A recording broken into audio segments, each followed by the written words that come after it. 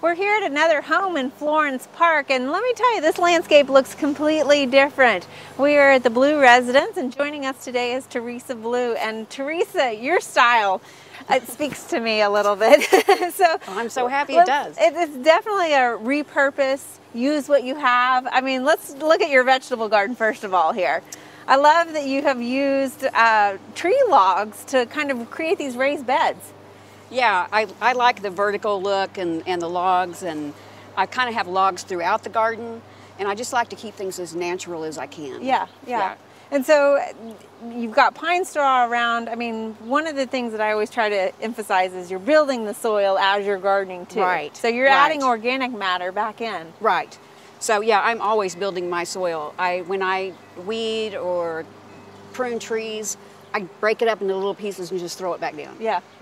And then if I need to cover it up with something to look pretty, I will. But it's fantastic. And now we transition from the vegetable garden a little bit into your side yard, and let's go ahead and take a look further back here at what you have. So Teresa, I love some of the features people add to their gardens to make it personal. You've got a lot of different bricks and tile work here. Tell me about some of the stuff that you've added in your garden. Okay, when we first moved in this house, we had a water problem right here, and we were always walking down through here, and it was getting real muddy. And my husband and my son, I just had piles of rocks and bricks and whatnot, and my husband and son put this together for me for Mother's Day one year. Well, so it's been there for a pretty long time. And these tiles right here, they're drain tiles that I dug up out of the yard. Wow. I was digging in one of the beds, and I had to dig down like 4 feet for them. Everyone thought I was crazy, but I found the first one, and I couldn't stop myself. What a great find. And it's part of the history of the house here, right? Yeah. So, and you've got an interesting take on screening your neighbors, so that you can have some privacy. So that you've used some corrugated metal here, but you've kind of offset it with some shrubs and things like that. Right.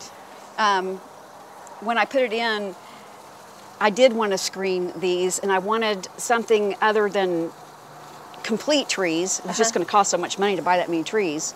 And my neighbor over here, actually a friend of mine helped me come up with this idea. And then my neighbor is a welder, and he made these for us. So excellent. We have them all the way around so and into the chicken coop. So it really was a partnership to build that fence with your neighbor. It was. We all kind of collaborated on it. And so let's talk a little bit about your water feature here. And it looks like a dry creek bed that you have. Is this a functioning dry creek bed? I mean, does it help with erosion? This neighborhood, we slope downhill, and I get everybody's water. And so it was really a real problem for us. And I just wanted to turn the problem into something that would be a landscape feature. Well, that's beautiful, and that adds a little bit of the story to the garden again. I mean, you've really repurposed a lot of stuff, including trellises and water troughs. It's a lot of fun when we get a torrential rain to come out here and just watch the water. Yeah, I have a feeling there's nothing that's trash for you. You just repurpose it, right? The wine bottles. Well, I try to. Teresa, you're on a corner lot here, and I have to say, this makes quite a statement on the corner. You're not your traditional green yard. No. Tell us what you've got in this, and how long has this been here? This is the second spring for it to be blooming. And, I'm actually one of the few people that have a green yard all year round, because the Yarrow stays green all winter. And so it looks nice all the time. And I just love the texture of Yarrow too. You can't not touch it when you're walking by it. Well, everybody comes by and stops me to ask me what kind of fern it is. So everyone thinks it's a fern. So you've got some, looks like some solidago in here, and you really are attracting butterflies and wildlife, right? Is that kind of what your intention is? And I've got the Monarch way station sign out there, and it is a certified wildlife garden as well. I just have never put a sign up. Oh, fantastic.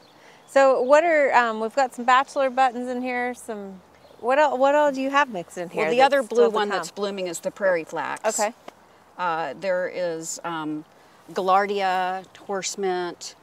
See the big silver foliage right there? Rudbeckia maxima. I love that.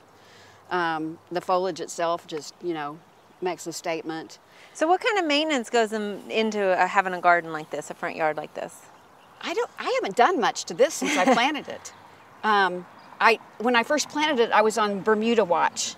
You know, just scared to death Bermuda was going to try to creep in there. And I got some along edges that I had to get out, but haven't had any trouble with it. People didn't think I could kill it without chemicals, but... How did you go about it? I actually got photos of it, but we mowed it as low as we could, and then we weed-eated down to dirt. And then we took 2mm clear plastic and covered it all.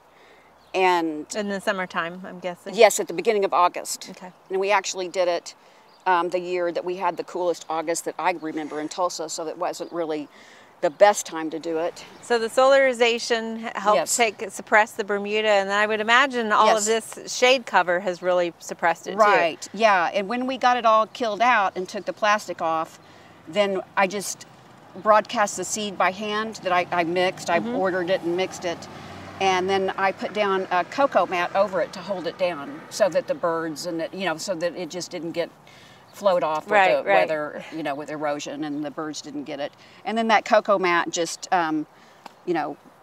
disappears over time. So. Well, this is fantastic, and I imagine it changes through the months of the season. It does. And stuff. It's fun to watch, and I still don't. I'm not familiar with every plant that I planted, so a lot of times I have to look up what I'm not sure. Someone says, "What's that?" And I'm like, "I don't know." Maybe I'll know when it blooms. It's just recognizing, being able to learn how to recognize the foliage. Well, and so often some of those plants change from when they're a young seedling to adult plants. And I'm told it takes 3 years for a prairie garden to mature.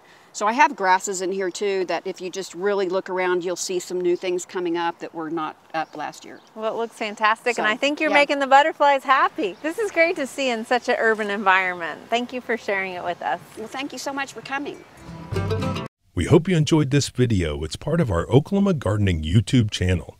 You can also find even more videos on our OK Gardening Classics YouTube channel. And join us on social media for great gardening tips, photos, and discussion.